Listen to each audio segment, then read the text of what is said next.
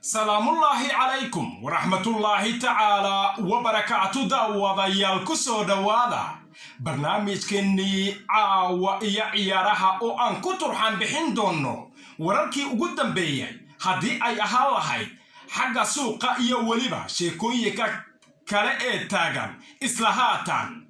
ugu horay haddii aad nagu cusub tahay sabskraib laho janaalkeenna adigoo riixaya calaamada gambaleelka hana naga iloobin inaad laagsato muuqaalkan mahadsani aan ku bilaabanne weeraryaanka kooxda Liverpool ee lagu magacaabo Sadio Mane waxa uu ku guuleystay abaalmarin kale oo ku weyn marka la eegaba xagga iyo kubadda cagta ee Ingiriiska oo maxaa yeelay taageerayaasha ayaaba u caleema saaray inuu yahay kii ugu wacnaa xilli ciyaareedkii dhowaan Liverpool ay noqotay ku guuleysiga horyaalkeedii ugu horeeyay tan iyo markii loo bixiyay magaca Premier League. Mane wuxuu soo bandhigay xilli ciyaareed dhan kastaba cajiib ahaa waxaana uu caawiye ka noqday 7 gool halka sidoo kale uu dhaliyay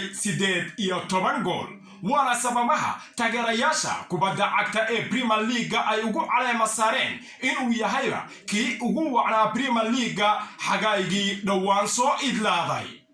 kooxda Barcelona iyadana waxay dib u soo celisay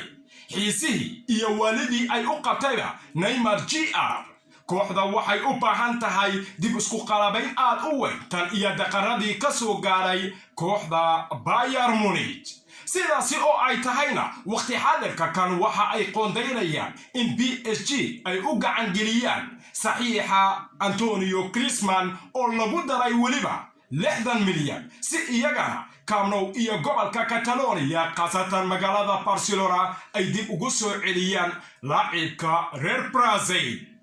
tababaraha kooxda Liverpool ee Jurgen Klopp oo kooxda ku hogaamiyay ku guuleysiga Champions League iyo Premier League ugu horeeyay tan iyo markii la bixiyay magacaasina waxa uu cadeeyay waqtiga uu soo idlayn doono xirfadiisa macallinnimo ee kubadda cagta waxaana uu yiri waxaan hal sano oo fasax ah ka qaadan doonaa kubadda cagta marka uu dhamaado heshiiskayga Liverpool. heshiiska uu kula jiro Liverpool Jurgen Klopp wuxuu ku egyahay 2024 waxaana intaasi uu ku sii daray haddii aan u xiisi waayo kubadda cagta sidaasi ayaan kaga fariisan doonaa shaqada tababarnimo. xiriirka kubadda cagta adduunka ee FIFA iyagana dhan kasteetaba waxay wararka sheegayaan in aysan qaadi doonin tubti jiriirada France Football oo noqonaysa in ay kasashayba abaalmarintaas waxaana ay sabab ugu dhigteen aabuqa coronavirus oo gabi ahaanba saameyn xun ku yeeshay kubadda cagta iyo caalamka oo dhan. xiriirka kubadda cagta adduunka ee FIFA waxay cadeeyeen iyagana in ay bixin doonaan abaalmarintada best ee la siiyo laacibka ugu mudnaa xilli ciyaareedkaas. si kasta oo ay noqoto dunida oo dhan waxay u saadaalinaysaa in abaalmarintaas uu ku guuleysan karo Roberto Lewandowski oo qabyaareed aanan indhaha laga dadan karin ku soo bandhigay Bayern Munich waxaana uu ku dhow yahay kooxdiisa in uu ku hogaamiyo tartanka Champions League oo kaliya 2 kulan ayaa ka xigta in riyadaasi uu u rumeeyo kooxdani ka dhisan Bundesliga dalka Jarmalka. Kai Havertz iyo Chelsea sheekadeedii waqti xaadirka kan waxay wararka sheegayaan in ay soo idlaatay oo maxaa yeelay kooxda Bayer Leverkusen ayaa ku adkaysanaysa in Kai Havertz dhan kasteetaba ay ku doorayso adduun lacageed gaaraya 100 milyan halka kooxda Chelsea ay dooraysaba in ay ku iibsato Kai Havertz lacag intaasi ka jaban. sababtana waxay noqonaysaa ee Chelsea beeca jaban ay ugu doonayso Kai Havertz in saameyn dakhligooda uu ku yeeshay aabuqa coronavirus waxaana ilaa iyo haatan ay ku guuleysteen saxiiyo muhiim ah sida Hakim Ziyech iyo waliba Timo Werner. kooxda Arsenal lankeeda iyadana waxay ku dhowdahay in ay ku dhawaaqdaba saxiixeedii labaad tan iyo Willian oo ka soo booqday Chelsea kuna heleen qaab bilaash ah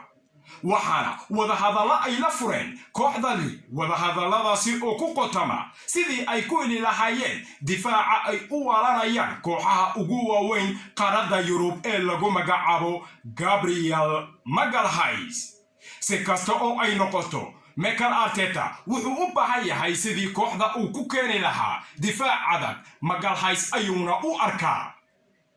wararka intaasi waxay ku darayaan in kooxda Barcelona xitaa haatan la ogaaday tababaraha hogaamin doona xagayga soo aadan. Fabrizio oo halyay dhanka suuqa ayaana cadeeyay kooxda ka dhisan gobolka Catalonia xagayga soo aadan inuu hogaamin doono Ronald Koeman, halyaygoodii hore ee dhanka difaaca iyo xulka qaranka Holland.